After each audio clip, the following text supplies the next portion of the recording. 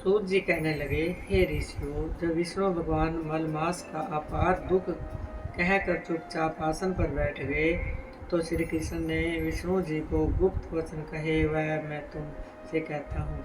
श्री पुरुषोत्तम बोले, हे विष्णु, आपने बहुत अच्छा किया जो मलमास को हाथ पकड़कर यहाँ ले आए। इसके लोक में महान कीर्ति पाओगे। जिसको तुमने स्वीकार किया उसको मैंने भी स्वीकार कर लिया।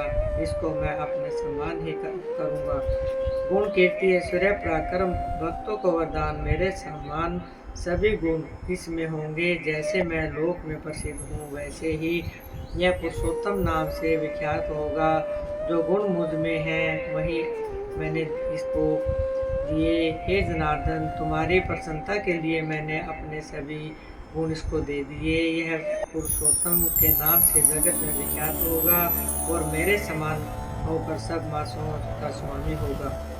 अब यह जगत का पूजा, जगत के नमस्कार करने योग्य होकर पूजनीय होगा तथा पूजने वालों का दरिद्रता का नाश करेगा।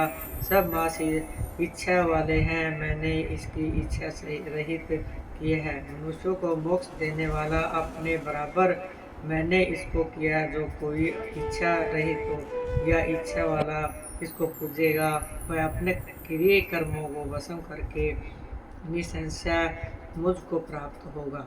हे गुरुध्वज, महाभाग्यशाली यति ब्रह्मचारी महात्म्य निरंकारी भी मेरे परम स्थान को प्राप्त नहीं होते, परंतु पुरुषोत्तम के भगत मास में जन्म मृत्यु से रहित हो बिना परिश्रम के ही हरि के पद को पा सकते हैं।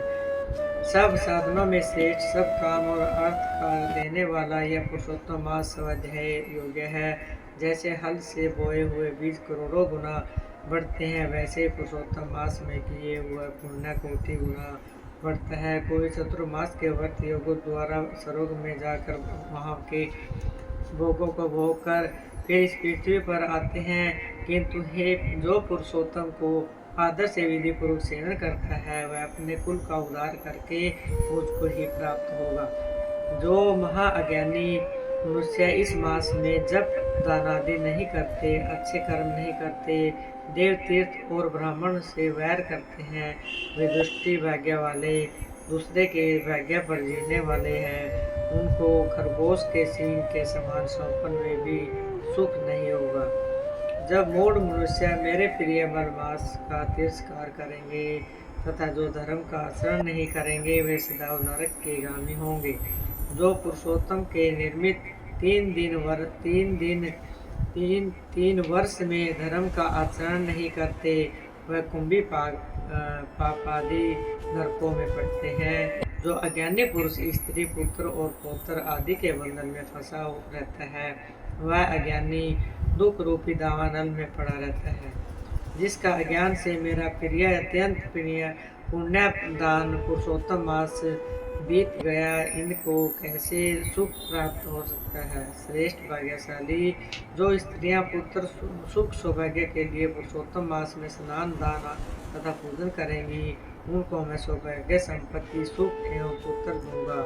और जो मेरे इस मास को ऐसे ही व्यतीत कर देंगी, उनको मेरे प्रतिकूल स्वामी अधिक मास बहुत आनंद करने लगा।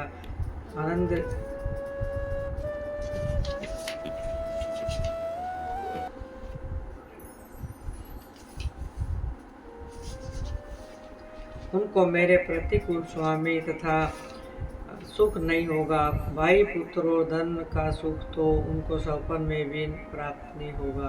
अतः सब मनुष्यों को मेरे इस मास में स्नान, पूजा, जप आदि करना, विशेष करके अपनी शक्ति के अनुसार दान करना चाहिए।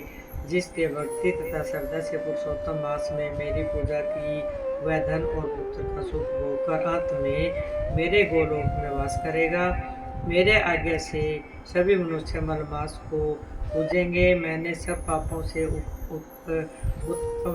उत्तम इसको किया है, इसलिए हे रमापते, तुम चिंता छोड़कर पुरुषोत्तम मास को लेकर बैकुंठ को जाओ। पुरुषात्मा जय की जय। पुरुषात्मा जय। श्रीमन नारायण नारायण नारायण બદ્રી નારાયણ નારાયણ નારાયણ, જય હો નારાયણ નારાયણ નારાયણ, લક્ષ્મી નારાયણ નારાયણ નારાયણ, વિષ્ણુ ભગવાન કી જય.